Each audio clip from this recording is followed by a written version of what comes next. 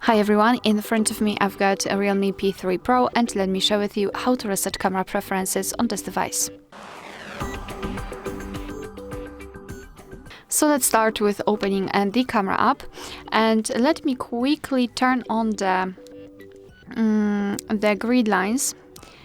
Let me go back. As you can see, I've applied them. It is because I'd like to show you a visual evidence that the reset option will work, so they should disappear after resetting.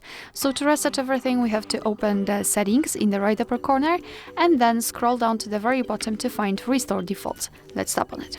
Tap on Restore, and as you can see, we just got back to the camera and the grid lines are not visible, which means that we just successfully reset all camera preferences. Alright, so that will be all. Thank you so much for watching. Please hit the subscribe button and leave the thumbs up.